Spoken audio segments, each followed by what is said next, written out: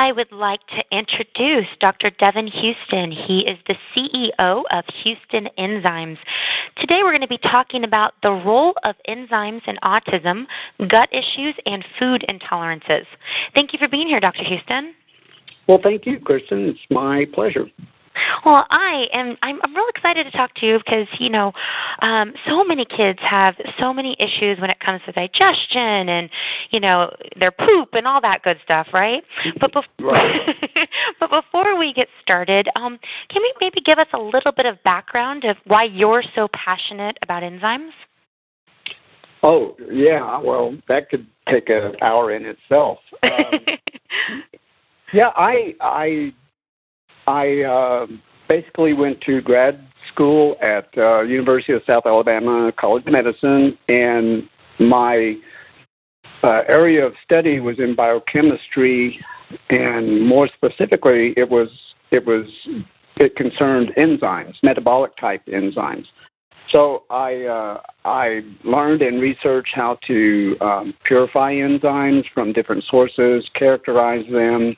Wrote my thesis on an enzyme I found in a particular animal model for aging, and in my postdocs and later initial research ventures, I sort of continued that on at the University of Virginia, and then at a faculty position at St. Louis University School of Medicine.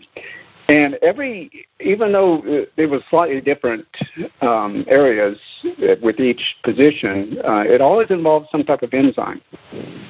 Now, after about 10 years in academics, I sort of grew a little curious as to what other opportunities were out there. So I took a position at a contract manufacturer of dietary supplements. They specialized in enzymes.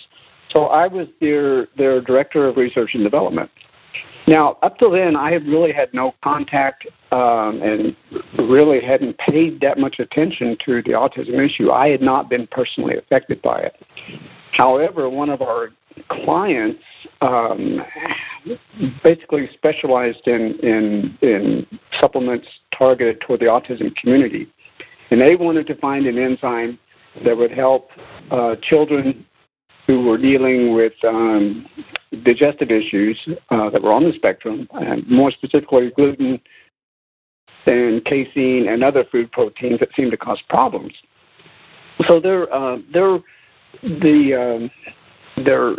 consultants that they used worked on it for about 3 or 4 years, couldn't find an answer, so they started looking elsewhere, and they came upon us.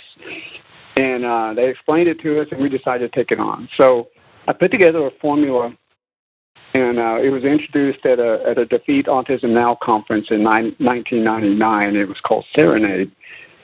And that sort of started the whole chain. Parents reported very good results using it, that their children's digestion improved. And the digestive improvements then went on to help with certain behavioral issues as well. And I thought that this was very interesting for a product that was designed to just help break down food better. So that led me to look at different issues. And long story short, I found out that there was an enzyme that hadn't known about previously that was present in some of the enzyme blends called DPP4. And we may want to get into that later, but it was a very interesting enzyme in that it seemed to help break down certain peptides that resulted from the breakdown of gluten and casein. And I don't know, that just kind of led me into trying to figure out more what was going on. And when I went to the conferences, I was just so overwhelmed by so many parents, especially moms, that were just so stressed in dealing with autism 24/7. And I just sort of became a little obsessed by it. Not so much of a passion, but just kind of concerned that it was something that it was increasing. And, even though I wasn't personally affected, what about my future grandchild or friends or my siblings grandchildren or whatever. So I felt this was important enough to pursue that I left my job and started my own company in 2001. And we continued to refine and make improvements on the initial products that we had tinkered with. So that's what's led us here. And we produce enzyme products, but we tend to stay within the autism community. We feel that that's good enough for us and important enough that we don't look for world domination. We just want to help people get better, and especially these families that deal with dietary issues as well.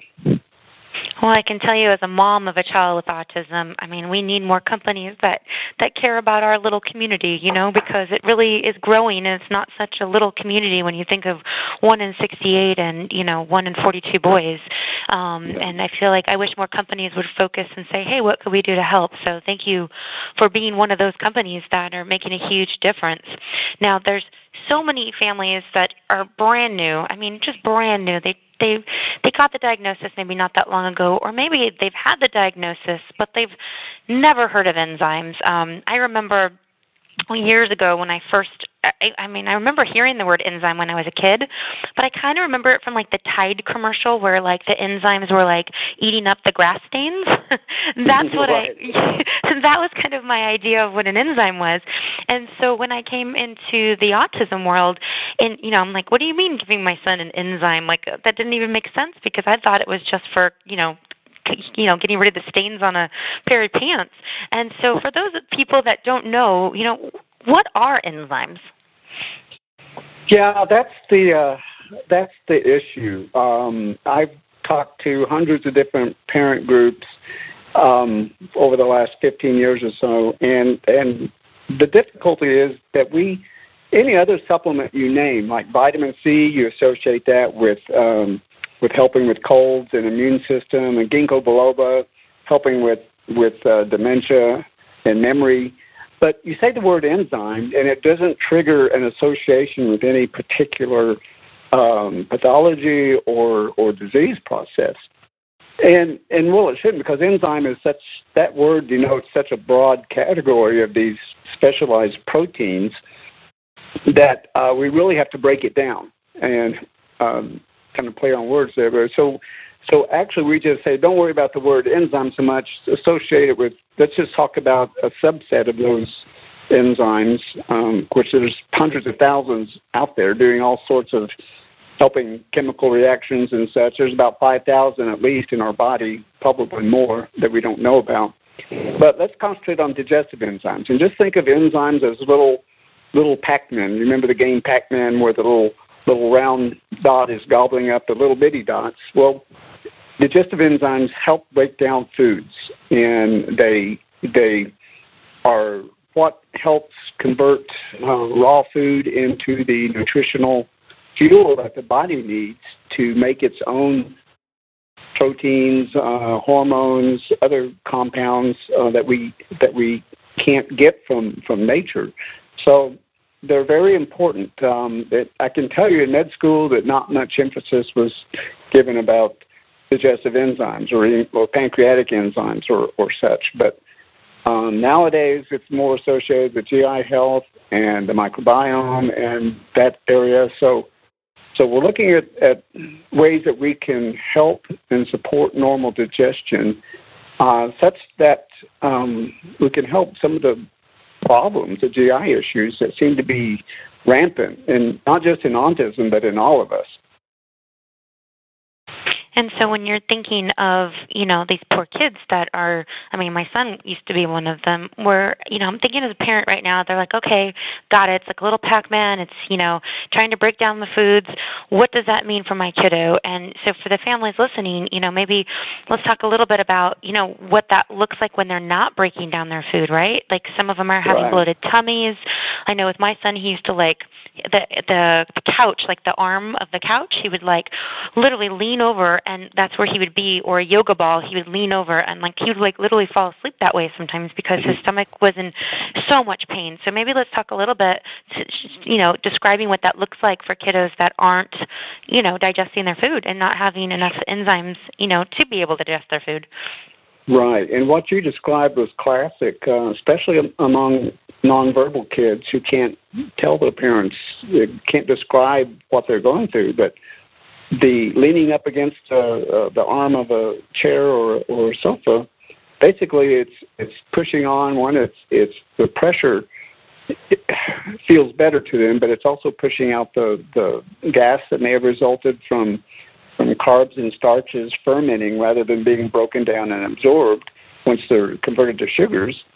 And that causes what we call a dysbiosis, or bad bacteria and yeast getting into the intestinal tract and causing more bloating and gassiness and cramping. So that's about the only way they figure out to relieve the pain. But for parents going through a new diagnosis, they're somewhat overwhelmed with what to do. And I know you and other moms and other organizations have gone through this, take it one step at a time, address one issue. But one of the biggest things is just diet, just trying to figure out patterns, what foods are causing what problems. It can be difficult because sometimes the cause and effect is not so evident, and sometimes there may be 20 to 24 hours between what they ate and the effect that it caused on them. So I always tell parents to keep a journal, what your kid eats and how he acts, or what behaviors he goes through, and look for patterns. And with the digestion, you do have some ways to monitor. You can check how frequently they have bowel movements, what type of bowel movements. Is it soft? Is it hard? Are they constipated? Is it loose stools?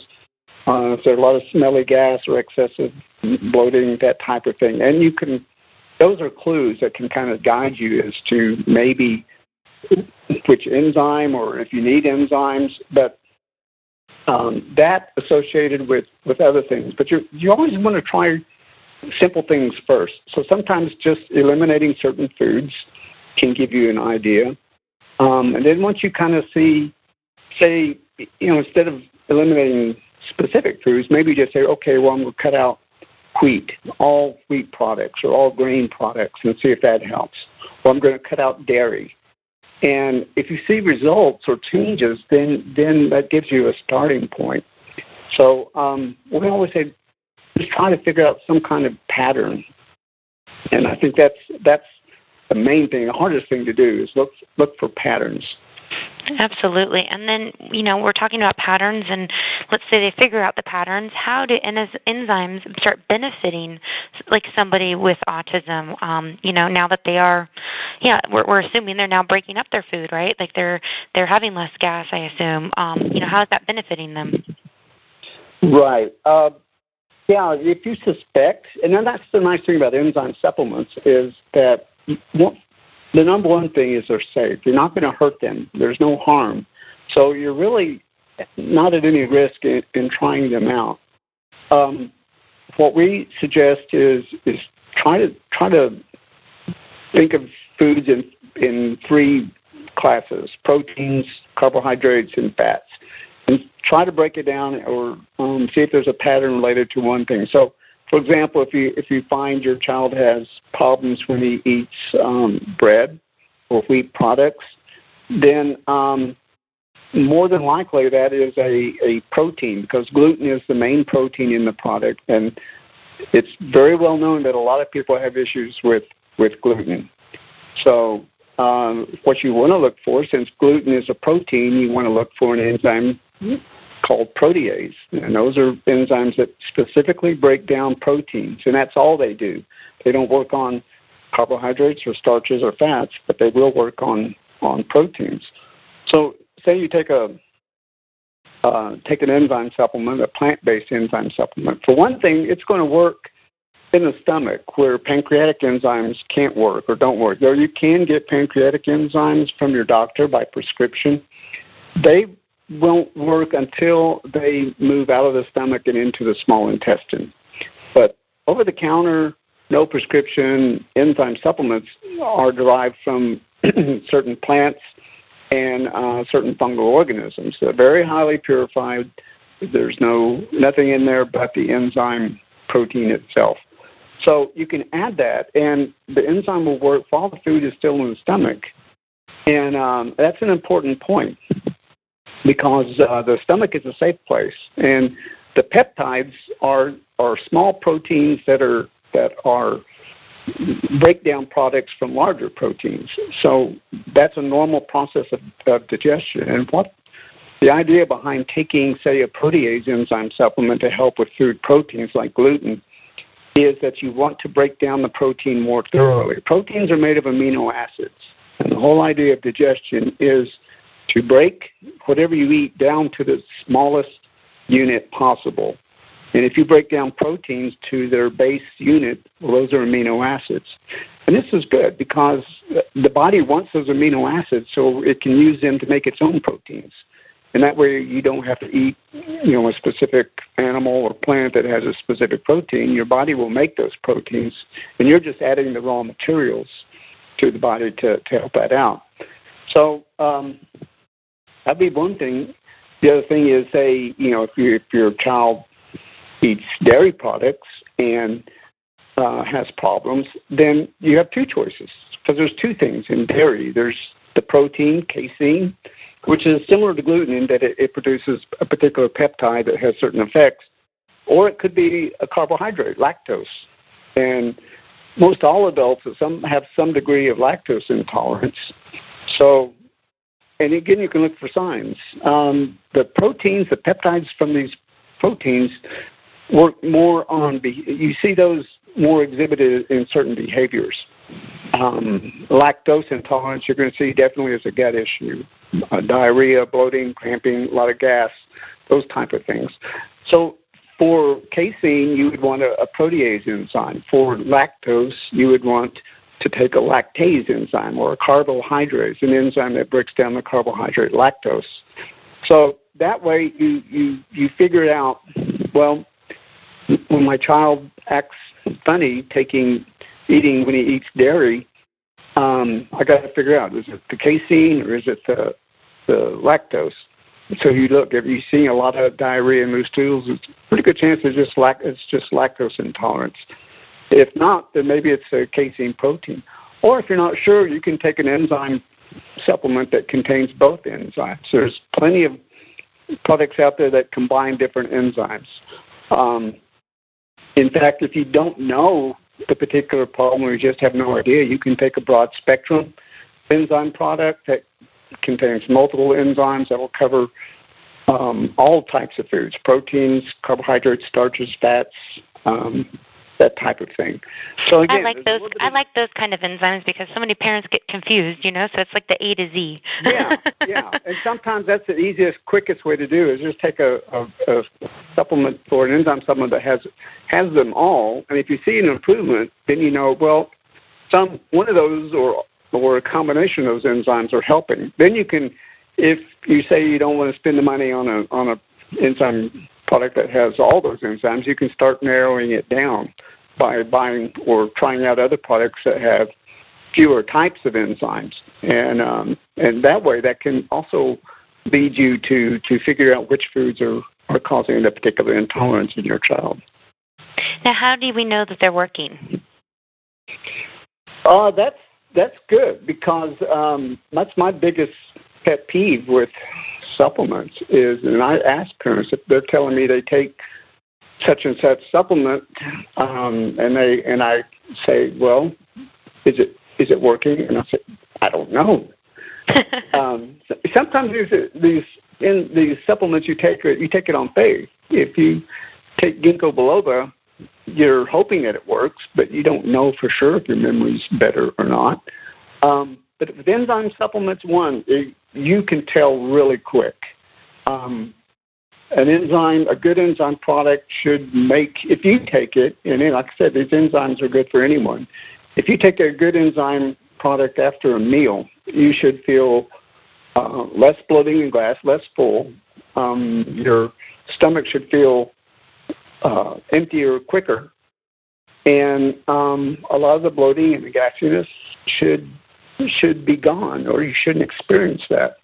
I always thought my digestion, not that I didn't have a problem with it, and it wasn't until I started taking enzymes myself that I realized my digestive process was kind of screwed up, and that I actually benefited myself. And a lot of people have that same experience, that we don't realize how bad off we are till we start taking these products. Now, will enzymes allow our kiddos, and I'm sure lots of parents are thinking this, right?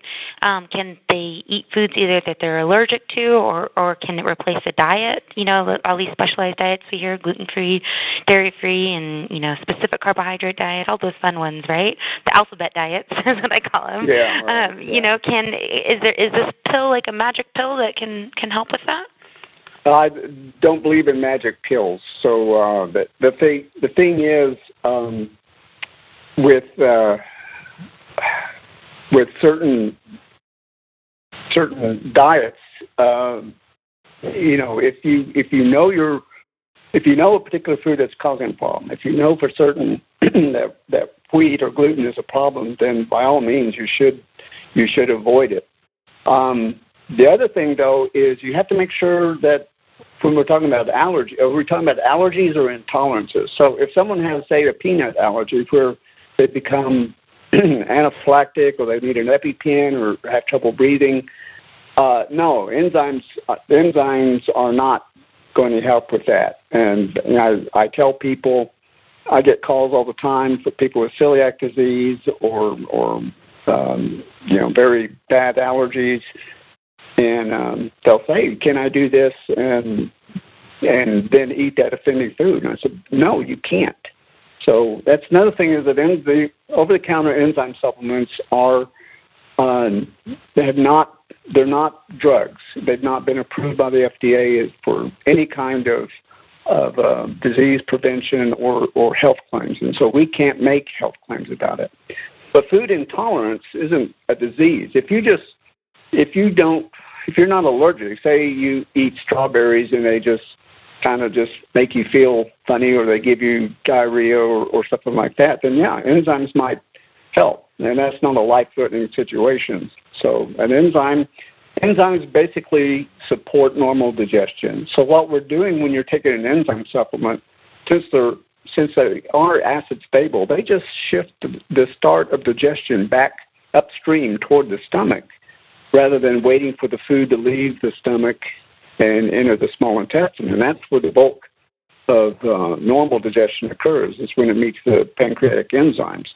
So taking enzyme supplements just kind of helps the whole digestive process. And when the food actually moves out of the stomach into the GI tract, well, the pancreatic enzymes won't have as much work to do, because the enzymes you took with your meal have already started the process. And then they also work slightly differently. They work on different proteins and different peptide bonds, so they sort of complement your own body's enzyme work. As far as using enzymes to replace certain diets, I always urge caution on that. And I don't feel I'm someone to tell a parent what to do. What I say is that enzymes are just another tool in your tool belt. And if a parent feels confident enough or has seen enough benefit with an enzyme that, and maybe has seen it work within fractions and such, maybe they feel that they could try. I know the diet is hard. We do encourage people to do the diet if at all possible. And but enzymes, I think, and I do know a lot of families and parents who do use enzymes instead of diets and have no problem at all. There have been some people who tried enzymes instead of the diet and have not had good results. So it's up to the individual, and I like to just say it's just parents' choice. So I don't dictate one way or the other. I just like to give them the facts and let them decide. I know I get asked those questions often, and I always say, every child's different, every child's unique, and if they were all the same, it'd be so much easier. I always err on the side of caution. I don't want to raise false hopes in parents, but also tell them that, yeah, in some instances it may be possible, but like you say, everyone is different, their diet is different, their gut metabolism is different. So and we don't know how far they are in their journey. You know, they could be farther in their journey, and they might have healed their gut a little bit more. And I mean, that's why it's just so different. And what I like about supplements, you know, and I love the way you teach about supplements is, you know, you're not trying to say this. When I brought up the word magic pill before, I've never heard you say this is a magic pill and it's going to do everything, you know, kind of thing. And yet I tell you how many times I've been, you know, places, not so much in the autism community, but you know, you meet people at different health food stores and different things like that, and it's like they make these claims that you're like, if that was so amazing and it did all of that, everybody would be screaming off the rooftops, you know, like I'm thinking of like I'm thinking of weight loss ones especially, right? Like you always hear like, oh, this made me lose and I didn't have to work out, I ate cheeseburgers all the time, and you're like, really? And you lost 50 pounds? Wow. Yeah. And so it's because we've been exposed to so much media and marketing that tries to convince people that, yeah, try this and you'll be amazed. And I think we've sort of gotten used to that we're desensitized to those words. And I like to come along and just say, you know, here's what enzymes do and here's what they don't do. It's all science. There's no magic behind it. And, you know, if you give it a shot, and that's what I say, just give it a shot. Just 2 weeks, 3 weeks, I think is a fair trial. And, you know, maybe try different doses, experiment a little bit with the dosing, and just find out for yourself. And if you're not seeing a measurable change, a positive improvement, then stop taking enzymes. And I've had some customers do that, and then they don't think anything is happening and stop. And then they see all this regression occurring when they stop giving the enzymes. So then they realize that the changes that the enzymes were making were rather subtle. And so now they do know, and they come back and they want to order very quickly to get those changes back. So sometimes, yeah, you just have to kind of be careful what you see. And maybe some of the things you see are rather on the subtle side. And sometimes the best thing to do is to stop taking it, and then you know for sure. Maybe start taking enzymes again, and you see the regression go away or the improvements come back. Then you have a pretty good idea that it's believable, that it's doing something, and it's something that you can prove it to yourself by using enzymes and stopping enzymes and putting them back on. If you see a pattern that when they're on enzymes that they're better, then that's pretty good proof. You don't need a big, huge, expensive study with 20,000 people. You can use one person as a case study, and if that person is you and it works for you, then you don't need a study to tell you that it worked. So that's the kind of way I look at it. I think that's a great way to look at it. And you talked a little bit about the safety of enzymes. I would like to dive a little bit into that. Are enzymes safe? And, I start always thinking, can you overdose on enzymes? Is that even possible? Yeah, no. Enzymes are proteins, and it'd be just like eating any protein or a protein powder, that type of thing. Can you overdose on those? Well, not really. The nice thing about enzymes is that they're very specific in what they do, and we know what they do. They don't go rogue and do things that we're not aware of.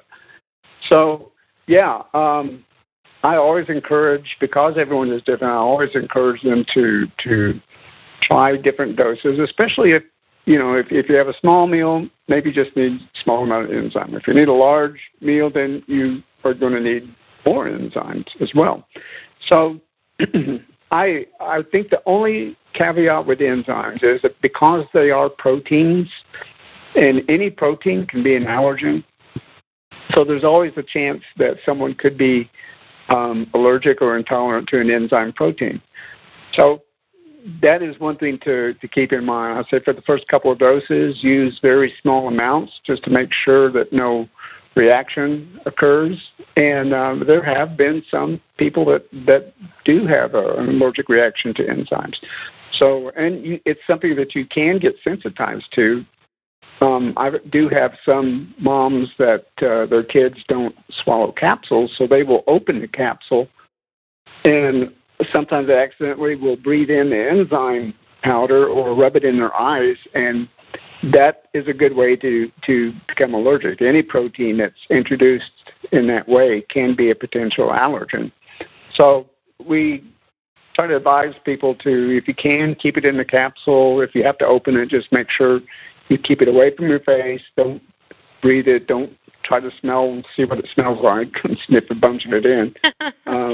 Just make sure you wash your hands so you don't get it in your nose or eyes, that type of thing. Just kind of common sense. But no, I think enzymes are one of the safest supplements out there. I mean, most botanical and herbals, you have to be careful that you don't, that there is a possibility of taking too much. But with enzymes, you just don't do that. And as I get older, I find that, there's more issues. Lactose intolerant early on, and then had my gallbladder taken out, and then just getting older and having a varied diet. Diet changes on. I take quite a bit of enzymes, so I take a handful, and I always say better to take too much than too little.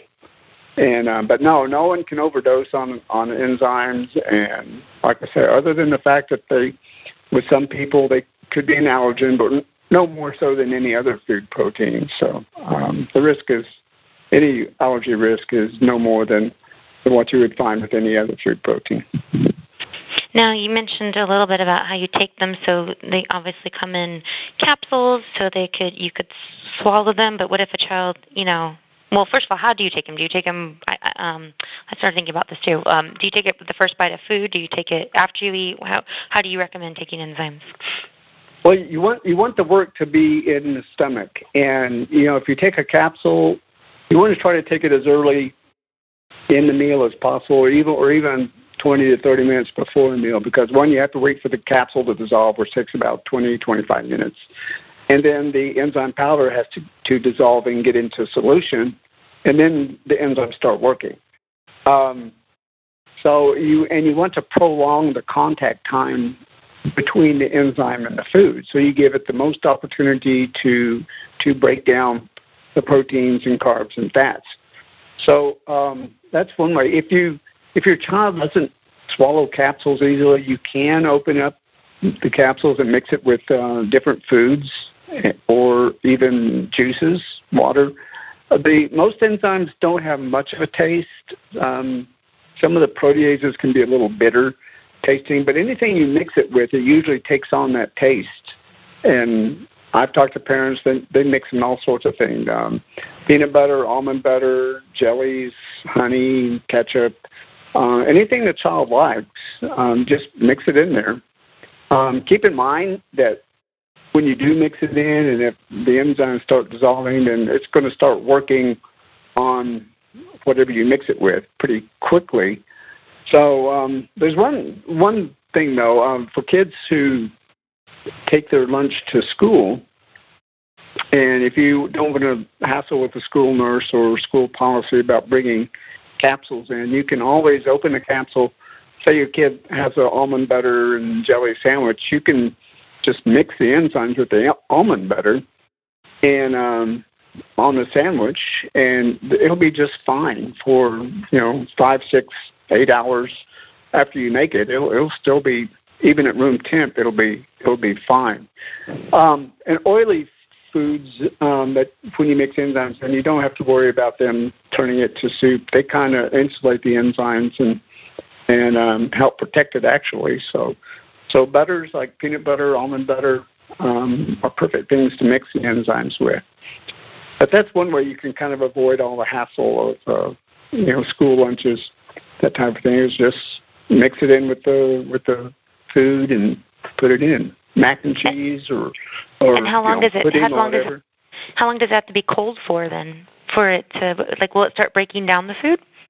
It depends on the food. If you mix enzymes and applesauce, you're going to have apple juice, within an hour. That's a good science experiment. Yeah. Oh, yeah. I mean, I've kind of incorporated those into some of my talks with parent groups, is getting some oatmeal or these little mac and cheese things that you can make in the microwave, and just mix the enzymes with it and watch how quickly it breaks down the food right there. But no, the enzymes are very stable. They don't lose activity even at room. You don't have to keep them cold. If the kid's going to eat the sandwich or drink the juice within a matter of a few hours, then the enzyme's going to be perfectly happy. Okay, and then now what happens? Like when you do, let's say you take them, so you take them with food, then clearly, so you don't, it's not just the first bite, you're taking it in the food. What happens if you were taking them in capsules? Would you take that, how many minutes before, I guess, or after you've eaten? Like, what's your recommendation? When you're taking capsules, again, the limiting factor there is the gelatin or the cellulose capsule that the enzyme is in. That takes a little while to dissolve in the stomach fluids. So usually by testing, they're supposed to dissolve within 30 minutes. Oftentimes it's quicker than that. So, again, that's something you can do trial and error. If taking the enzyme right at the beginning of the meal or in the meal, and it doesn't seem to be, you think it's not working that great, well, try taking it 30 minutes before the child starts eating.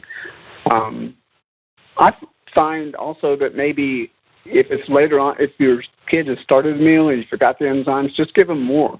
And you have this window of opportunity with food in the stomach because the food's going to stay in the stomach for 2 to 3 hours after you eat.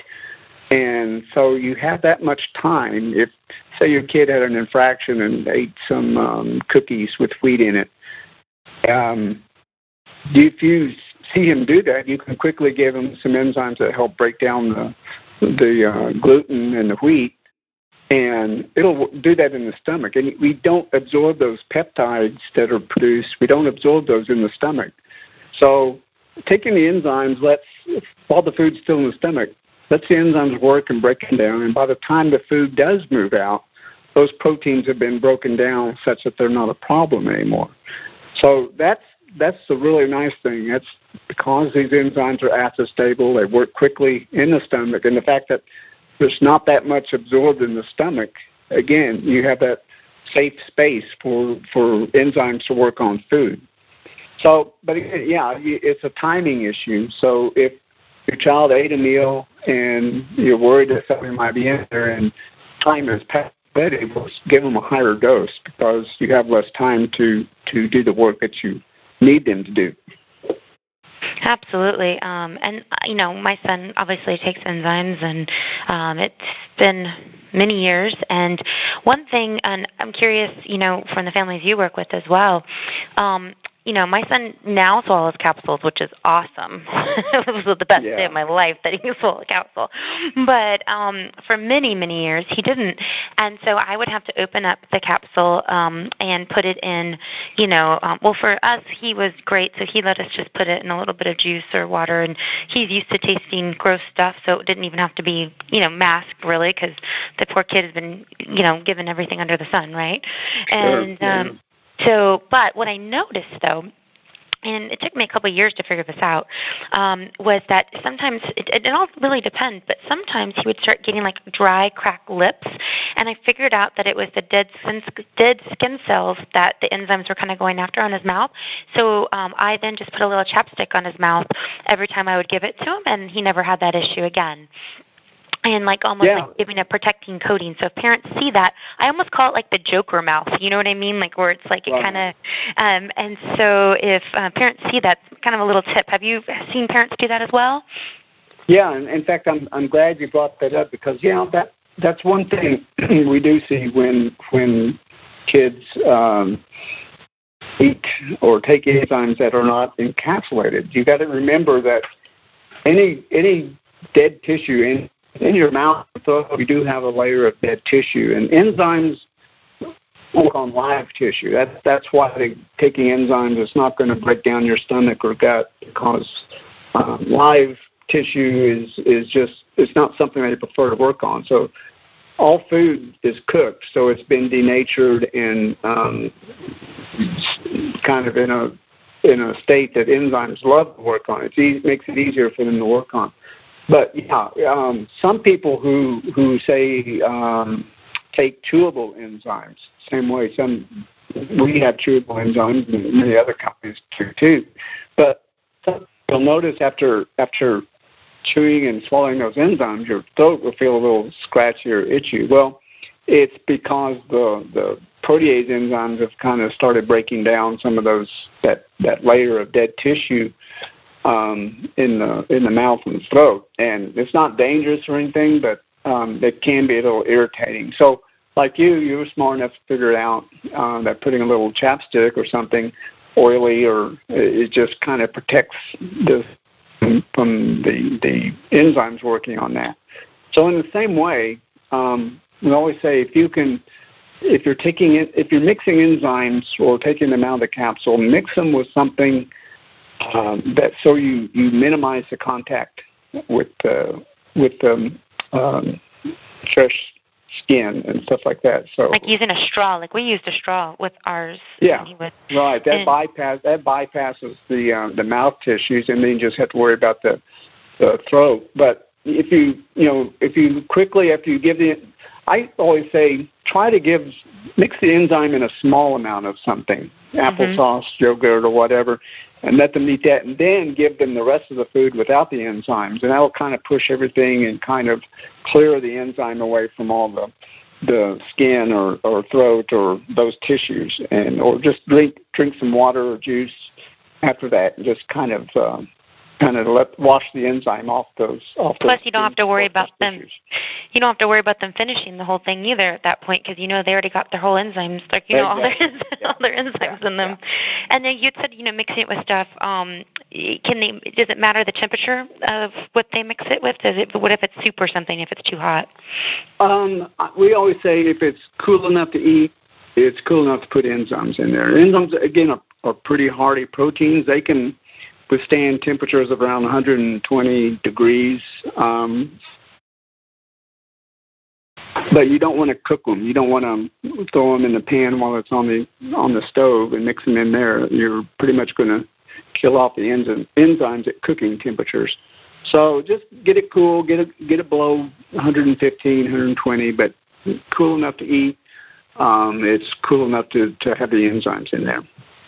And so now what about the products? We talked about, proteases and different ones that broke up fats. And so how do I know, we talked a little bit even about the A to Z's, right, like of different enzymes that have lots of different things in there. How do I choose a product, though? I mean, I'm looking at my kid and I'm thinking, I don't know what they need, or is there ways is there tests out there? Is there, do people like you and your company, if they called you guys up, could you help them kind of guide them on, which ones they need? Because I don't know about you, other than you. Well, I do know about you, but other than you, most people don't know the word protease. They don't know the word lipase.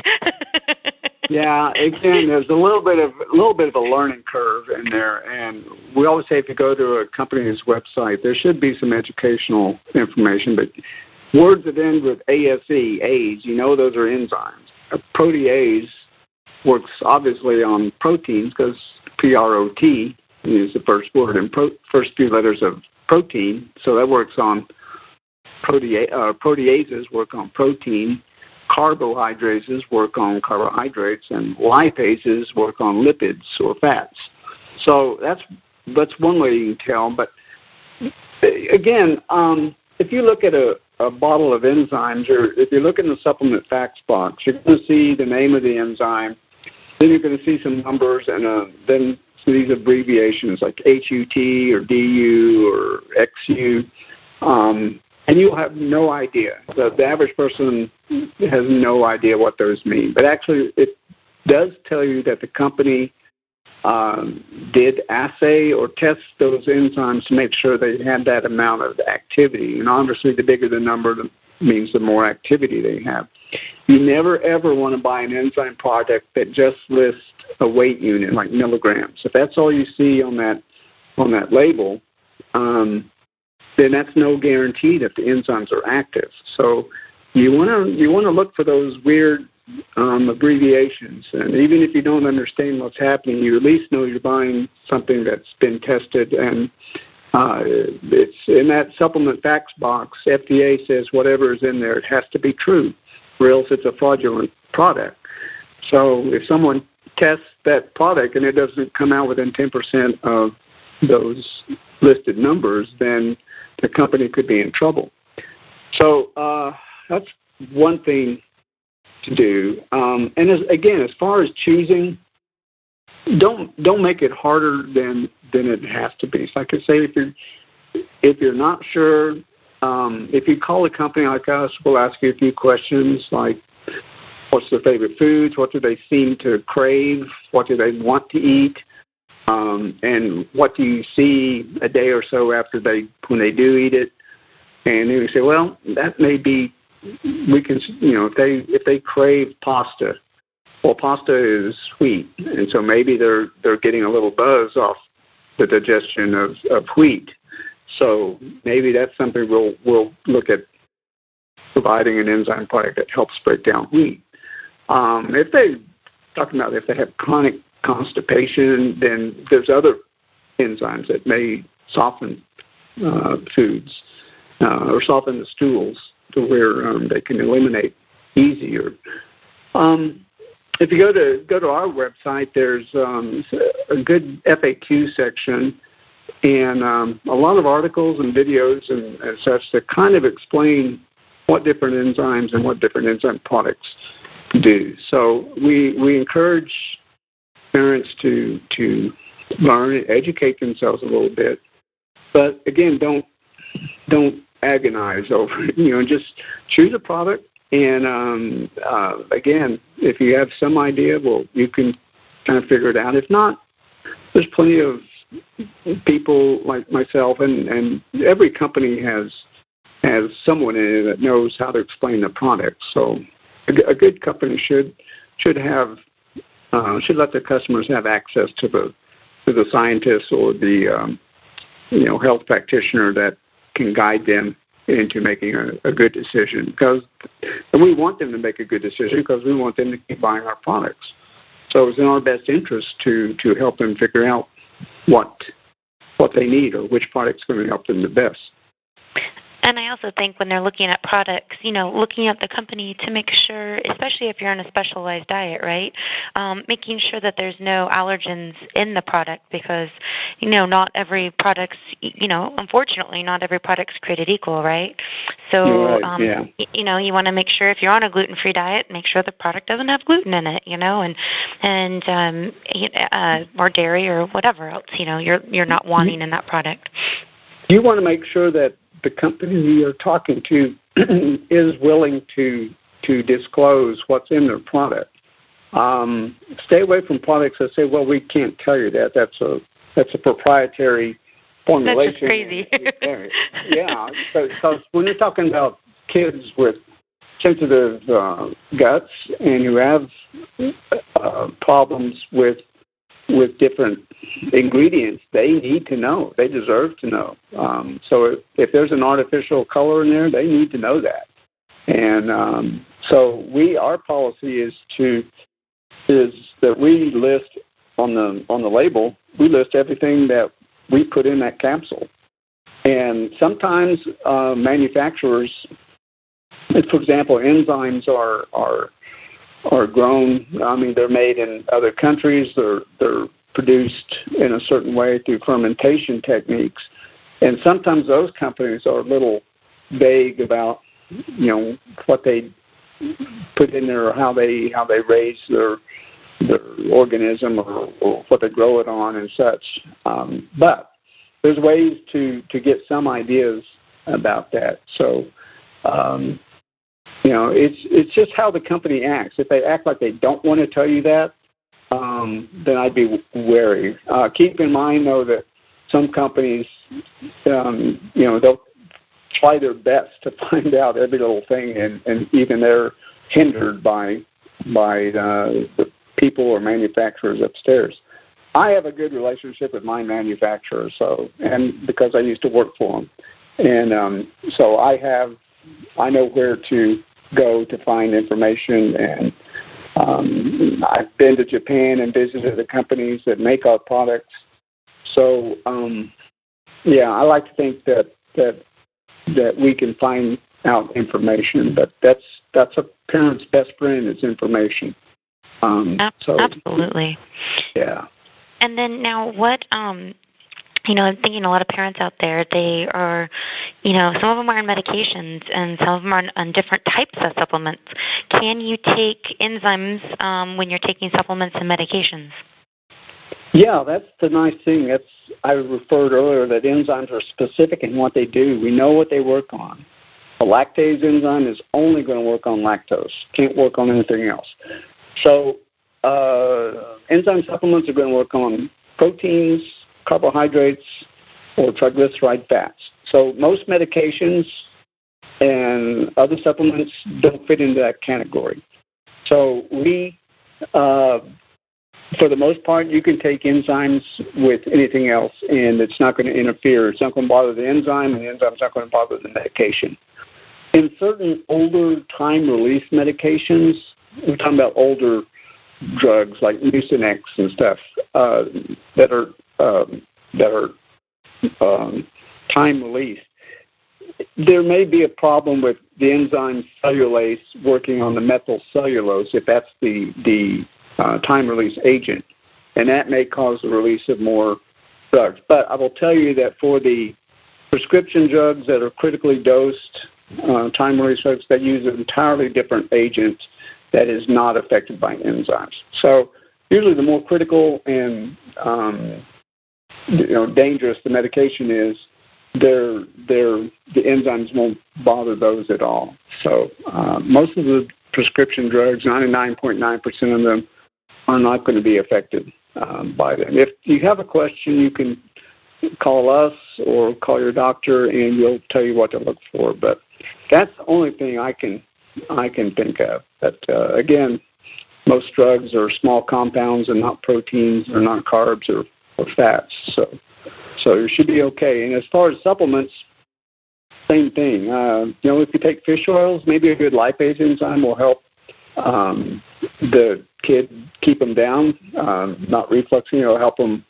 In fact, that's what happens with fish oil, is it does get broken down eventually by your own pancreatic lipase enzyme. So taking an enzyme, a lipase enzyme along with your fish oil, is just going to help assimilate that or absorption process of that product. So a lot of enzymes work very well and actually complement other supplements. So again, there's plenty of resources that a parent can go through and find out specifics on that. Now, do you take enzymes with every meal? And I'm also thinking about, what about the grazers? Like, there's a lot of kids out there that eat little bits all throughout the day. Like how do they take enzymes? And are you supposed to take it more, breakfast, lunch, and dinner kind of thing? Yeah, we call those the grazers, that just eat little bits every couple hours. And there's ways around that. You can just, say, fill a sippy cup with juice that has enzymes in it and let them just kind of slurp on that all day, and they're getting a constant infusion of enzymes. Usually, though, an enzyme lasts or stays with the meal that you ate it with. So the enzyme you took for breakfast isn't going to be around for lunch.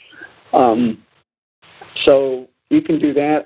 Some people, one way to tell if you're taking more enzyme than you need is if you can notice, if you can monitor the bowel movements, if you just see these little bitty round pellets coming out, then you're probably taking more enzyme than you need. It's just breaking things down so much and you're absorbing them that you just don't have much to poop out. And sometimes you want more bulk in the poop, so because it makes it easier to have a bowel movement.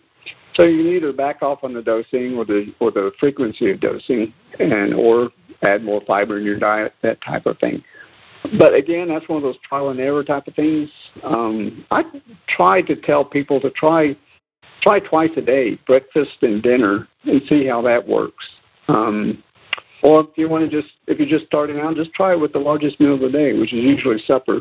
So you can try that and see how helping to break down your last meal of the day before bedtime, maybe they'll sleep better. Maybe they won't have the bloating and gassiness that keeps them awake, or the stomach problems that might irritate them. But again, it just involves a little bit of experimentation. You might need a big dose for supper and a small dose for lunch or breakfast, or maybe you just need one, help for one meal a day. Snacks, again, that's a gray area. If it's something that if they're snacking on something that could cause problems, well, sure, give them some more enzymes, even if they just had some a couple hours before for lunch or whatever. Won't hurt them to take more. So you just kind of try to look for things like what the bowel movements look like, and go from there. Now, what about enzymes and probiotics? I get a lot of questions on this myself from families. Well, I'm taking enzymes, so we have this probiotic, and for some reason, people are very confused, and they think that probiotics are enzymes, or they think enzymes are probiotics, and I don't know why, because they have two different names. But for some reason, there's a lot of confusion, around that. So, how are enzymes different from probiotics? Well, I look at it this way. Probiotics are bugs. They're basically bacteria. And those bacteria produce enzymes. So taking enzymes, you're cutting out the middleman. You're cutting out the producer, in this case, the probiotic. There's no harm in taking both together. I haven't seen anything that convinced me that enzymes or bother probiotics. And in the gut, if we look at what happens in the gut, you have pancreatic enzymes being produced all the time in the gut where there's bacteria. And so I think that's a normal thing to have enzymes and bacteria, gut bacteria together. The biggest thing with taking probiotic supplements, their biggest danger for them is the stomach acid. Not for enzymes. Enzymes love stomach acid. But for that reason, you kind of want to take the probiotic with a meal, or at the end of a meal where there's a lot of food in the stomach, and that it kind of raises the pH, and also gives the probiotic some dilution with these foods that it can kind of couple with and get some protection from the stomach acid. So you could take the enzymes at the beginning of the meal, take the probiotic at the end of the meal, and you're going to be good to go. But I've never really seen any evidence that enzymes bother probiotics as well. And as far as distinction, there's a lot of commercials out there with different probiotic products, and that's a hot area right now. And again, people kind of understand that those are bugs. But just think this: for a probiotic to work, those are seeds. You're planting seeds for these bacteria, and they got to grow. Well, not every gut will accept every probiotic, so it's kind of a hit or miss thing. But since the probiotics, they work mainly by producing enzymes and other compounds, but they produce a lot of enzymes. If you take an enzyme supplement, you don't have to worry about having some organism grow first to then produce the enzymes, because the enzymes are already going to start working. They're already there. They don't need something to make them. So in that respect, enzymes are superior to probiotics. But again, probiotics have their own area of health as well. Well, I think that the listeners listening, I feel like I'm hoping, because to me, I feel like we covered a lot. And, I think if you didn't know what an enzyme was before this call, you definitely know what it is now.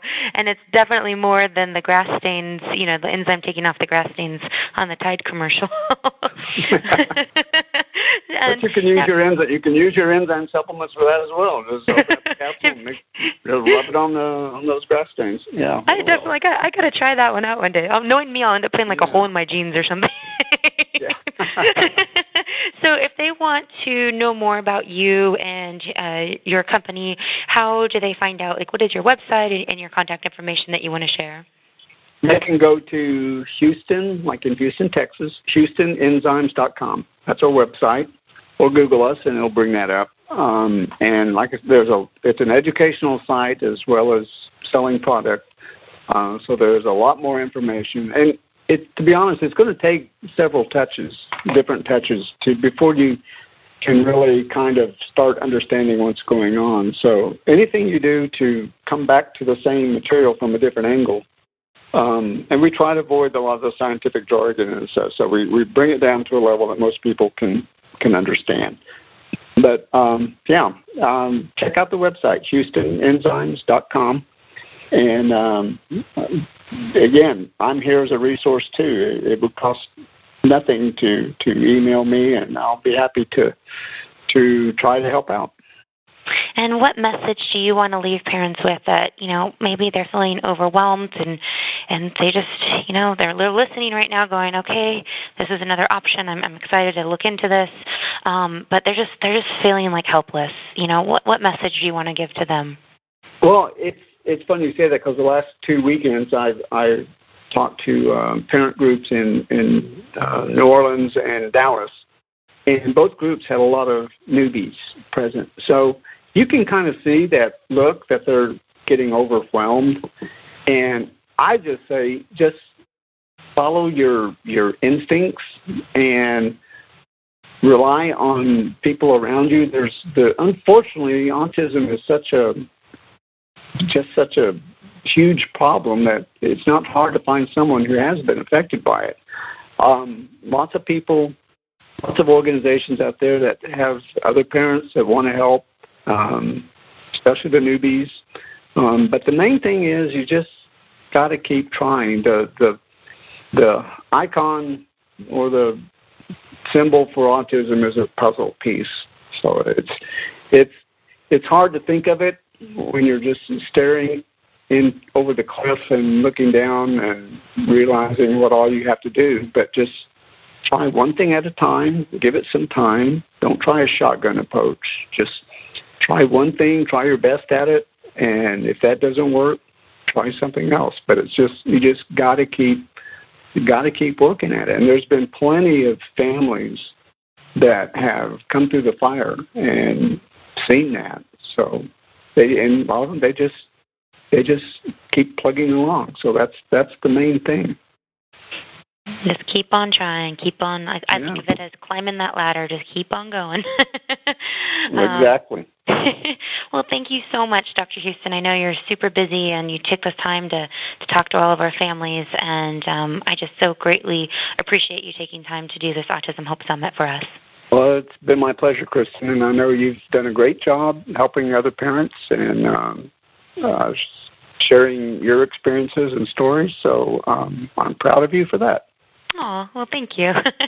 And to all of you guys listening, again, we just offer you guys hope and, not to give up. So thank you all for listening.